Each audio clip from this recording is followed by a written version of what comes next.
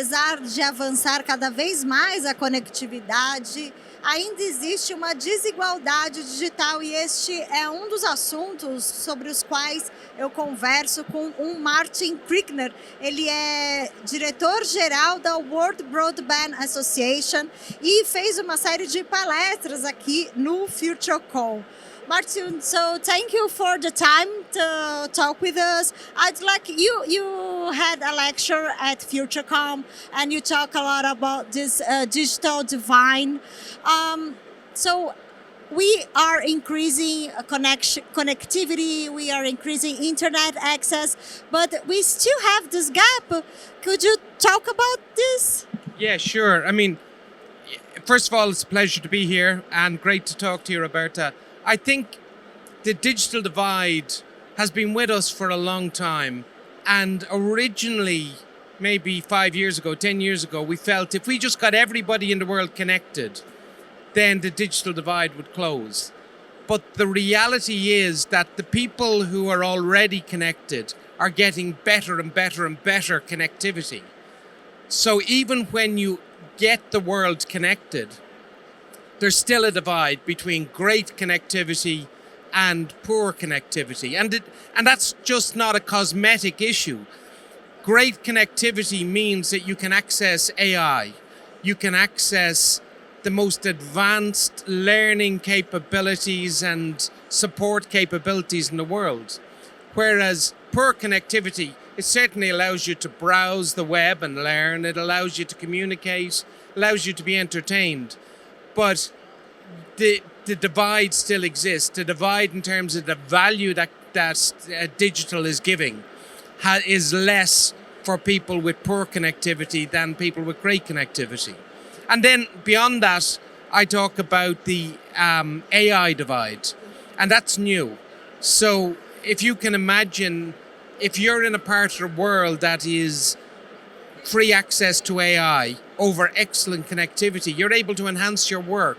You're able to improve your knowledge, improve how you respond to customers and so on.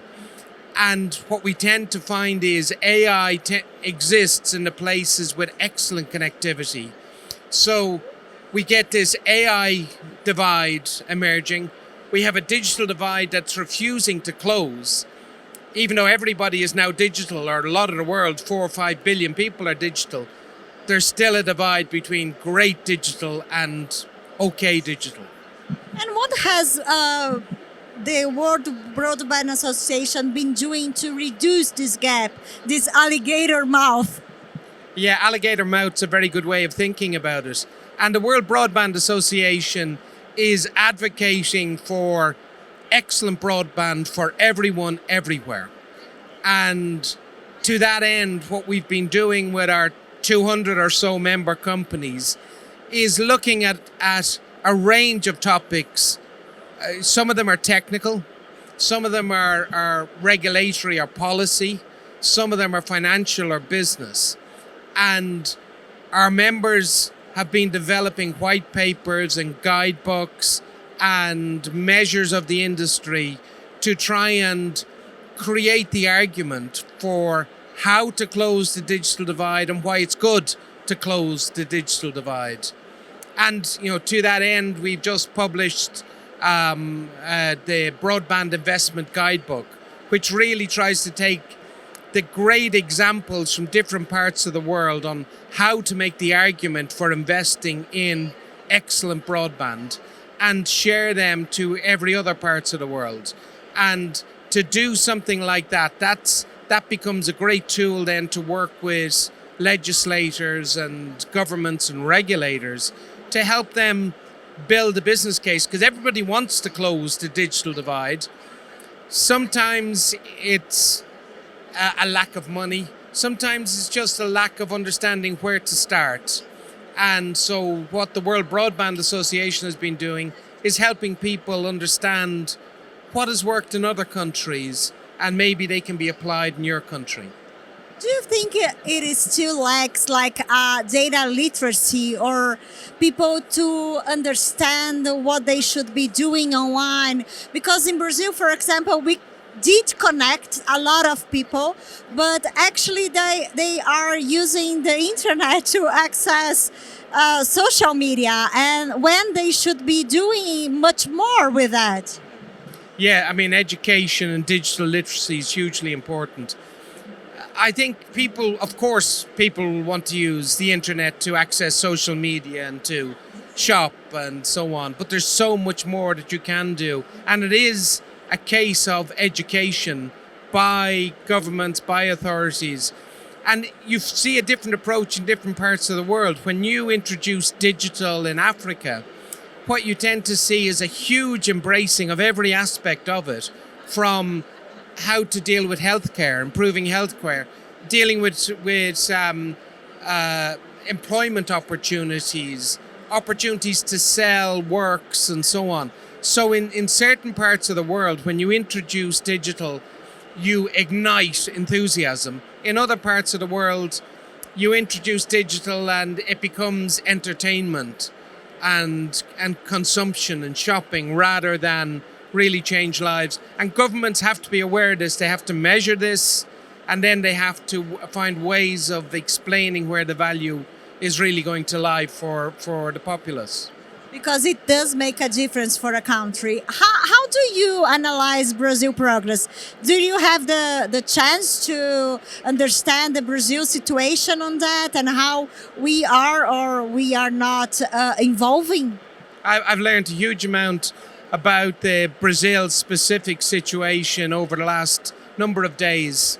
And it's been, I say, in the World Broadband Association, I'm looking at different dynamics in hundreds of different markets around the world. But in Brazil, what we have is very recently, over the last 5 or 10 years, a huge rollout of fiber, great fiber coverage, probably, I think, number 4 in the world in terms of the amount of fiber. But the amount of fiber is one thing. Then it's the quality of the internet going over that fiber, and it's the amount of customers who are willing to pay for that. And when you look at those 3 areas, even though Brazil is number 4 in the world in terms of the volume of fiber, we're just about to publish our Fiber Development Index for 2025, and Brazil sits somewhere around number 30 in the world in terms of the sophistication of use of fiber and deployment of fiber. So it's not just about rolling out fiber, though of course that's the starting point. There's plenty of other opportunities in this region. Well, one of the things I was talking about today is that the excellent energy infrastructure that exists and the energy opportunity that exists in Brazil, and if you pair that with a broadband strategy, an energy strategy, and a cloud and AI strategy, and Brazil has all of the raw ingredients for this, I think it could make a really powerful impact over the coming decade. And it's probably a 10-year plan. But I think you can't look just at a broadband strategy in a country like Brazil. It has to be broadband, cloud, AI, and energy, all as one strategy. And education. And education, of course. Of course, how do you educate people in how to use it, but also use it to improve themselves, of course, yeah. So is it your first time here at Futurecom, right? What do you think about the show? I think it's a great show. It's so energetic. There's, it's very hard to walk up and down the aisles. I had to elbow my way around. A lot of the really interesting companies are here. I think it's an excellent show.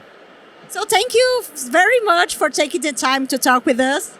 Thank you very much. My pleasure. E acompanhe todas as novidades da 30ª edição do Futurecom. Acesse as nossas plataformas digitais.